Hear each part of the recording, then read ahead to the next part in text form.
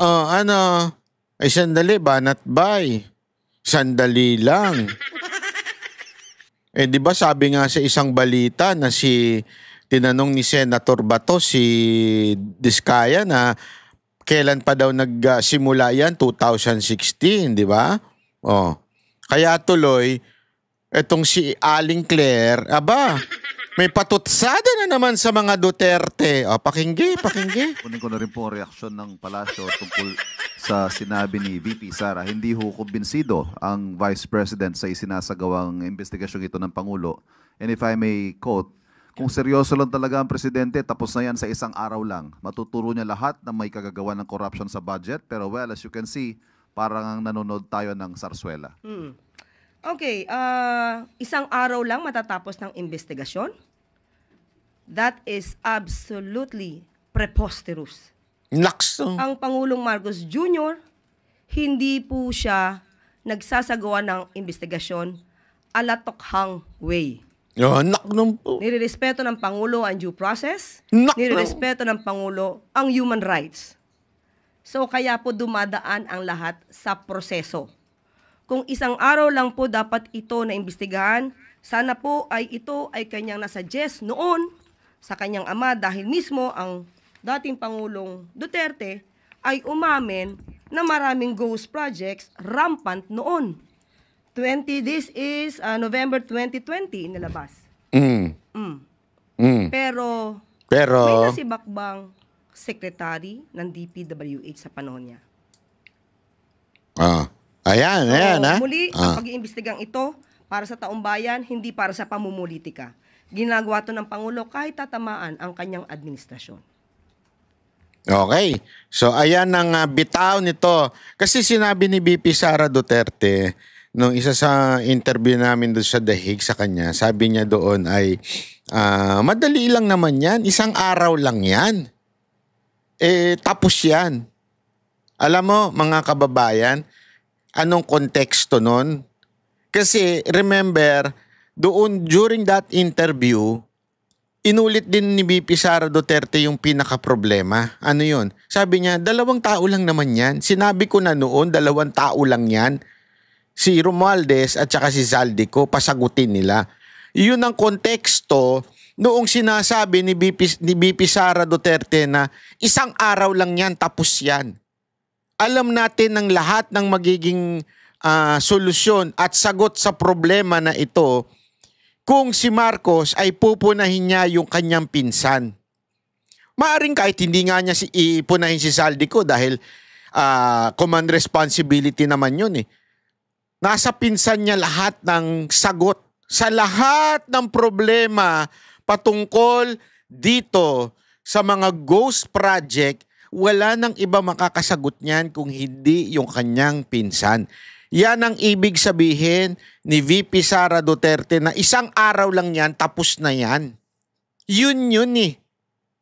Kaya lang, syempre, etong si Aling Claire, sadyang mahina ang umunawa. Ang kanyang understanding ay masyadong mababaw at ang understanding niya, basta ako itinalaga dito para batuhin ang mga Duterte. So kailangan kong balikan ang mga Duterte sa kanyang statement. Ang problema, siya ang nabalikan. Sinabi niyang wala daw, nasibak noon. O ipakita natin mga ladies and gentlemen ha. Baka kasi sabi ninyo fake news eh. Ito, pakita natin ito. Wait lang, Chotomate, tatay, Chotomate. Wait lang po. Hindi pa naayos yung audio sa akin. Ito, ha. Pakingge, mga kababayan. Makinig. Bagman is the district engineer. Has been staying in position for at least 10 years.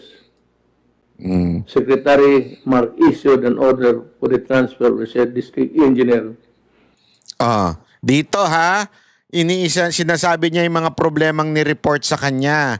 At alam nyo, ladies and gentlemen, para lamang po sa kaalaman ninyo ha, ladies and gentlemen, dito rin yung panahon na may binanggit siyang pangalan ng mga congressman. Hindi lang nasama sa video na ito. But until now, it has not been implemented due to the intervention of Congressman Sato. Well, the Secretary of DPWH is listening now, maybe. Somebody should relay the message. Na itong si District Engineer, kung sino naman itong yawa na ito, you are relieved beginning tomorrow. You are listening. This is nationwide. Secretary Mark Villar, kindly implement the order. Get him out of the office by tomorrow, noon time. Former District Engineer Lorna Ricardo has been removed from her post due to the it should be expose made by Commissioner Greco Belica regarding the involvement de Ricardo in corruption activities being perpetrated in your province. You are to report tomorrow to the office of the Secretary. You are relieved. Marlen Ingolio, District Engineer, pati si District Engineer, kaya pala sabi ko, sige ako basa District Engineer pala itong yawa na ito. District Engineer. Alam mo, may parte sa akin na na nalulungkot habang naririnig ko si tatay ng ganito. Oh, walang biro. Kasi ito yung hinahanap nating kind of leader eh. 'Di ba? Mantakin nyo ang tagal-tagal na yung announcement ni Marcos tungkol dito sa flood control. Yung, maya naman kayo doon sa zona. Wala naman nangyayari. Hanggang ganun lang. Maya naman kayo. Puro investigasyon. Meron nga nagsabi sa akin galit na galit. Ano ba? Investigasyon na naman. Hearing na naman. Wala naman nangyayari. Wala namang nakukulong. Honestly although sabi ko nga, simula pa lang si Marcoleta. Kaya nga, alam mo, Senator Marcoleta, wag ka sanang wag ka sanang matulad dun sa iba. Sana lang Ako, I'm really hopeful sa'yo kasi iba ka dumiskarte. I'm really hopeful sa'yo. Pero sana hindi lang mauwi sa hearing ito. Mauwi rin. Kasi una, frustrated na nga sila kasi kitang-kita nyo na nagsisinungaling yung mga kontraktor. Noong una pa lang. Dapat sana kinulong nyo na. Kinontempt nyo na. Hindi nga kayo sinasagot na maayos. Sana kinontempt nyo na. Kaya lang, nabitin, di ba? Inano pa nga ni Estrada. Wala nabitin ng lahat ng mga Pilipino na supposedly sana meron kami makitang managot. Kahit man lang makaganti man lang ng pagkakulong sa Senado. Kaya lang wala. Siguro you have a better reason why. Ganon ang sitwasyon. And I still trust the kind of leadership na meron ka dyan sa Senate hearing na yan. Pero honestly, bitin ng mga Pilipino. Bitin Bitin ng taong bayan. Nakikita na natin lantaran na nagsisinungaling. Hindi pa natin pinakontempt. Una yon. Pangalawa, hindi lang dapat kontraktor. Hindi lang dapat DPWH district. Dapat, you start calling the real mastermind sa matinding corruption na to. And we all know kung sino yun. Pinapangalanan na ng iba. Bakit ang Senado parang...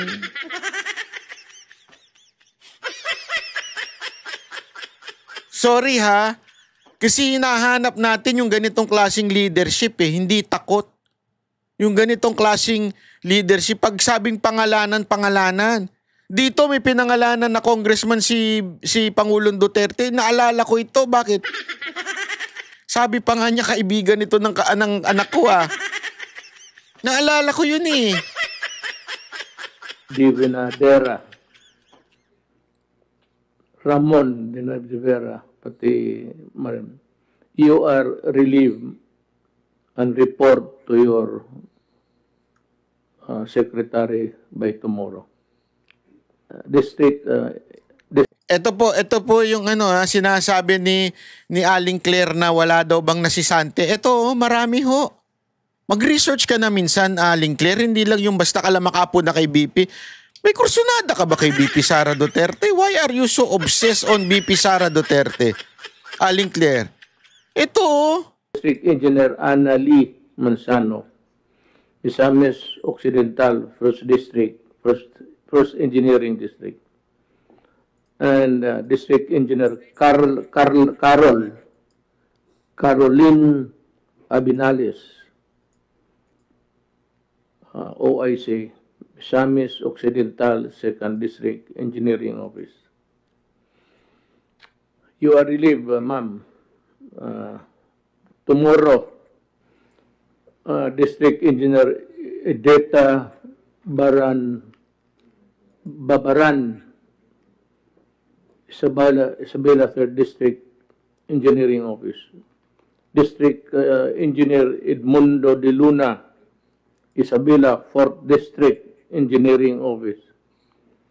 District Engineer Ireneo Galato, Benguet 1st District Engineering Office. District Engineer Romelda A. Bagasan, Benguet Engineering Office.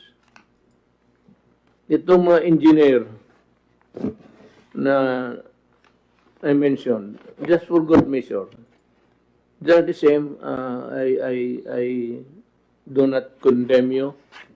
I give you the presumption of innocence, just like the congressman. It so happens that your name was cropped up during an investigation. no? Binanggit niya si Congressman Yap. Nakita niyo? Narinig niyo yun? I do not condemn you, but you are investigated. Bibigyan ko kayo ng context kung saan nanggaling itong dokumento na to. No, I would like to ask Secretary Villar to give me the list of all district engineers and the districts they are assigned all over the country. I will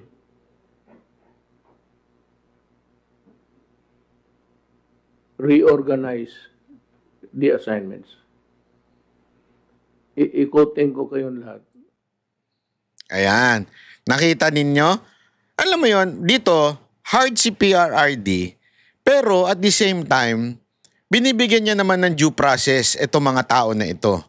Ngayon, binanggit lang niya para magkaroon na ng warning kung sino yung dapat masibak at dun sa iba, i-reshuffle niya na ngayon.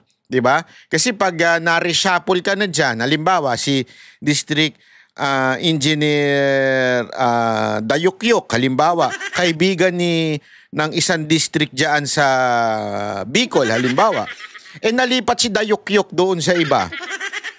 So, bago na ngayon yung sa district ng engineer ng Bicol, hindi na siguro makukuntsaba yun, di ba? Kahit pa paano, delicates ngayon yun kung sino yung lalapit sa kanya.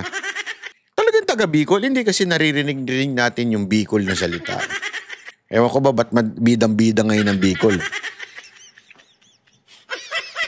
Hindi, eto. Sasabihin ninyo, sandali, banat bay, ang usapan yung secretary. Kasi nga, ladies and gentlemen, tandaan ninyo, ang sinasabi dito ni Pangulong Duterte, yung Ghost Project, yung pinakita ni Aling Claire, sino ba talaga ang may kasalanan yan? Binanggit na niya yung mga district engineer. Pinabayaan ba yan? Hindi naman po eh. Ito, papakita ko sa inyo itong mga ginawa ni Secretary Mark. Ayan, nag-inspect na siya. Yan, kita ninyo. 2016 pa lang, kauupo pa lang ni PRRD niyan. In-inspect niya na. At sinabi niya dito, happy that we met the September 30 deadline. So, ibig sabihin, galing pa ho ito noong September 2015. Malamang. Pero, inabot pa rin nila yung deadline. Di ba? Ito naman, 2021. Ito po ay kasagsagan ng lockdown sa pagkakaalam ko dahil 2021 po ito kaya nga nakamas pa sila eh. And yet, nag-i-inspect si Mark Villar, di ba? Oh. Ito naman, with the completion of the Quezon Avenue Flood Control and Road Project from Timog to Scout Albano. Ito, tinitingnan niya. Oh. Di ba? Oh. Ito pa. Para lang sa kaalaman ninyo. Oh. Ayan, 2020 naman. Flood control, in-inspect din. Ito naman, oh. Pinakita rin yan. Yan yung ano eh, yan yung balita. Ito yun eh, oh, yan. Oh. Okay? Oh, ayan yun.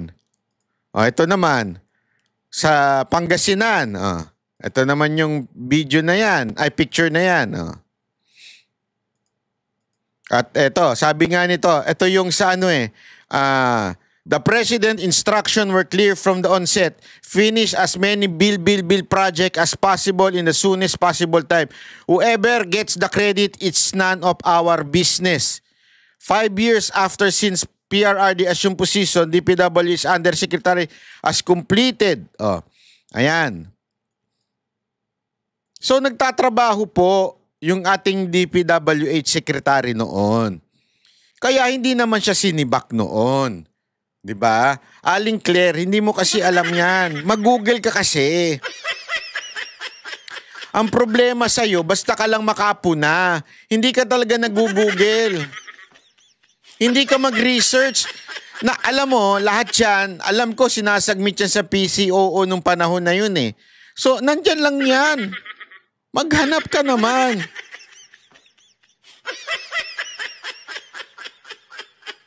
Diba? Yan ang problema sa'yo eh. Oh. Kami ang boses ng masa, hindi natatakot. Katotohanan lang, di kami nalulunod. Walang bahid ng sismis, lahat ay totoo. Kahit sino ka pa, pag mali ka, babanatan ka. Walang pinipili kulay, wala kaming kinikilingan. Basta para sa bayan, kami lalaban. Pag tama palakpakan, pag mali banatan. Di matitinag, di matatakot, para sa bayan tuloy ang sigaw. Sa harap ng kamera, walang halong takot. Mga baluktot, lahat kayo'y tutumba. Ang hustisya at